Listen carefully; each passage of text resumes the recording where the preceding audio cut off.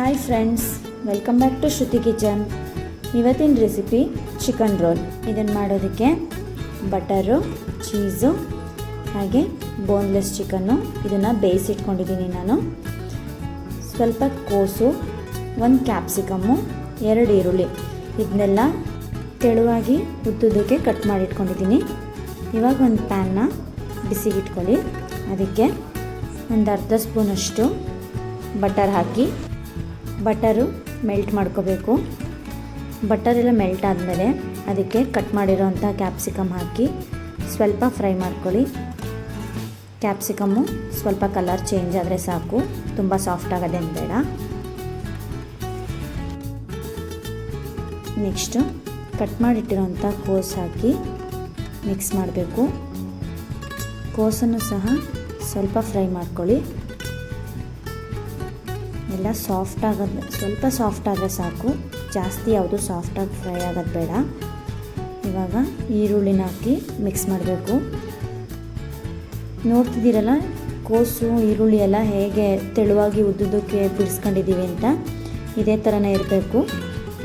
ಇವಾಗ ಇದಕ್ಕೆ 1 ಸ್ಪೂನಷ್ಟು ಉಪ್ಪು ಹಾಕಿ ಮಿಕ್ಸ್ ಮಾಡಿ. ಇದಿಷ್ಟು ಫ್ರೈ ಆದರೆ ಸಾಕು. ಅದನ್ನು ಒಂದು ಬೌಲ್ಗೆ ತೆಗೆದಿಟ್ಕೊಳ್ಳಿ. ಇವಾಗ 2 ಸ್ಪೂನಷ್ಟು ಮಯೋನೀಸ್ ತಗೊಂಡಿದ್ದೀನಿ. ಮಯೋನೀಸು ನಿಮ್ಗೆ ಯಾವ ಫ್ಲೇವರ್ ಇಷ್ಟನೋ ಆ ಫ್ಲೇವರ್ ಯೂಸ್ ಮಾಡಿ. ಇವಾಗ ಮಯೋನೀಸ್ ಹಾಕಿ ಸಲಾಡ್ ಜೊತೆ ನೀಟಾಗಿ ಮಿಕ್ಸ್ ಮಾಡಬೇಕು. ಮಿಕ್ಸ್ ಮಾಡಿ ಸೈಡಿಗೆ ಎತ್ತಿಟ್ಕೊಳ್ಳಿ.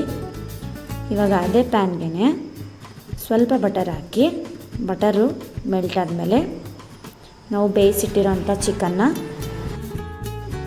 ಸೇರಿಸಿ ಸ್ವಲ್ಪ ಫ್ರೈ ಮಾಡಬೇಕು.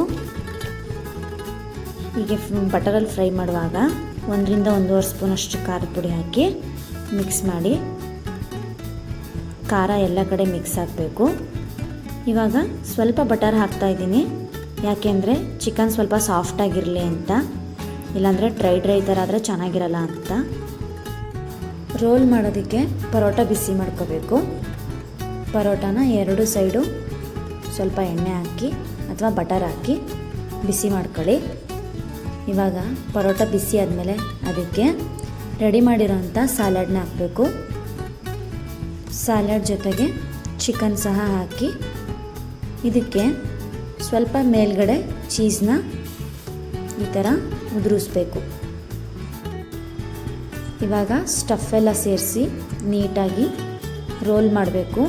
ರೋಲ್ನ ಸ್ವಲ್ಪ ಒತ್ತಿನೇ ರೋಲ್ ಮಾಡಬೇಕು.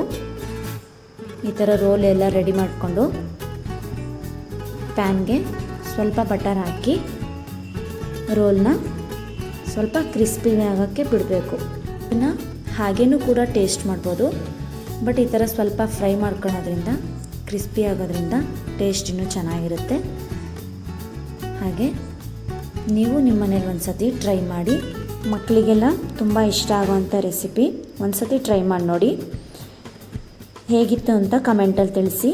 ನಮ್ಮ ಚಾನಲ್ನ ಸಬ್ಸ್ಕ್ರೈಬ್ ಮಾಡಿ, ಲೈಕ್ ಮಾಡಿ, ಶೇರ್ ಮಾಡಿ, ಸಪೋರ್ಟ್ ಮಾಡಿ. Thank you.